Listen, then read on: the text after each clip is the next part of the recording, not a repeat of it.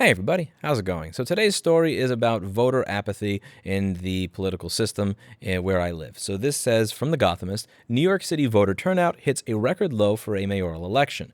A smaller percentage of New York City voters turned out in the November 2021 general election than in any other mayoral election in nearly 7 decades. That's based on final election results certified by the New York City Board of Elections on Tuesday, compared with annual turnout figures reported by the agency dating back to 1953. Just 23% of eligible active voters cast a ballot for mayor, or 1.15 million out of the 4.95 million active voters, down 3 percentage points from the past two mayoral elections of 2017 and 2013. The voter turnout percentage dips even lower to 21%, and this just gets sadder and sadder and sadder. This is one thing that I tend to point out to people that I meet outside of New York City who assume you can just tell what someone's thoughts are based on their latitude and longitude at the time of their birth. If you just take a look at the 2017 mayoral election, we have over 8.4 million people in New York City, and 760,112 voted for Mayor de Blasio. So that means if you meet someone who says, "Hi, how are you? I'm from New York City," there is a less than 1 in 10 chance that that individual walked down the street and thought, "Ooh, de Blasio, great candidate, let me vote for him." Less than 1 in 10 chance that they voted for him. Even in New York City, a lot of people don't particularly like this individual or think it's worth their time to put them into office. In the 2017 election, I had voted for Nicole Maliotakis. I wasn't a giant fan of her platform. I wasn't a giant fan of her as a politician. It's just your other choice is him, and also in the Libertarian Party, can't forget a guy who tried to hijack an airplane and spent about 13 years in asylum. But that's the best the Libertarian Party was able to offer for mayor in New York City in 2017. Anyway, that's a topic for a totally another video. But back to this. Again, in the 2021 election, I did not vote in the mayoral election. I'll be honest, I didn't. I didn't hate Eric Adams enough to vote for Curtis Sliwa, who, he kind of made up a good amount of stuff about his past. And also, the main thing here that I'm getting at is, you always know who's going to win. You always know who's going to win. So I think apathy may have a lot to do with it. You always know that it's predetermined. Like a Republican as mayor in 2021 in New York City, that's not going to happen.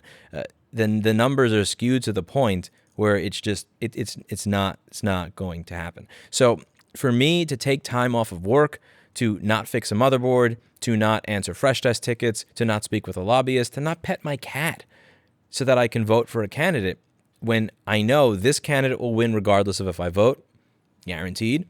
This candidate will lose regardless of if I vote for him, even if I voted for him, guaranteed.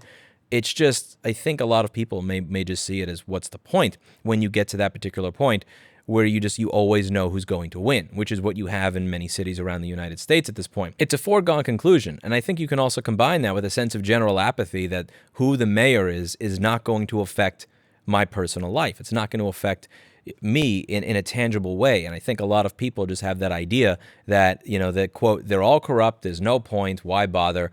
And I don't think that that's going to wind up being better for the political system, because as that continues, as you have less and less people voting because they think there's no point, that gives a greater chance for a smaller block of people to be able to have a larger impact on election results, which could potentially lead to worse and worse people getting elected and just kind of go on from there.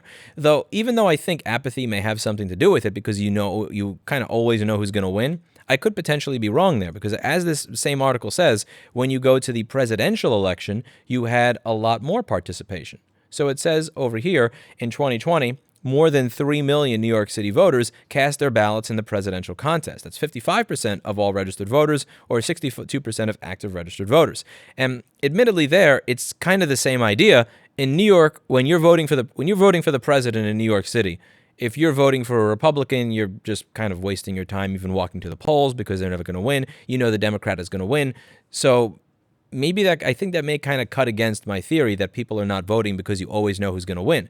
Because when it comes to the presidential election in New York City or in New York State, you know that the Democrat is always going to win, yet you still had a very high level of voter participation. Now, there are some people that say off-year elections are more confusing. You should kind of do it all in the same year. So if you're going to be voting for senators and Congress representatives in 2020, what's the point of voting for the mayor in 2021? I'm very curious what you think. Do you think that there is lower voter turnout because it's an off-year election, it's not at the same time as you're voting for the president, your senator, your congressperson, and everything else? Or do you think it partially has to do with the fact that it is admittedly in places like New York City a foregone conclusion as to who is going to win without going out there. Do you think it's just because people don't think that there's any difference? It's like it doesn't matter who gets elected. It's not going to affect my life. I'm kind of curious what you all think. Let me know in the comments down below. That's it for today. And as always, Mr. Clinton hopes you learned something. He was very quiet this video. He didn't even meow once. Not a single interruption. Because he's a good Clinton. He's a good Clinton. He's a good boy. Look at this kitty. Who would you have voted for? Eric Adams or Curtis Lewa? Curtis Lewa tried to go to the polls with his kitty. I think maybe it would depend on whether or not you got along with Curtis Lewa's kitty. You're an adorable cat, aren't you? You are, aren't you, Mr. Clinton? You're a good boy. All right. See you all in the next video. Good kitty.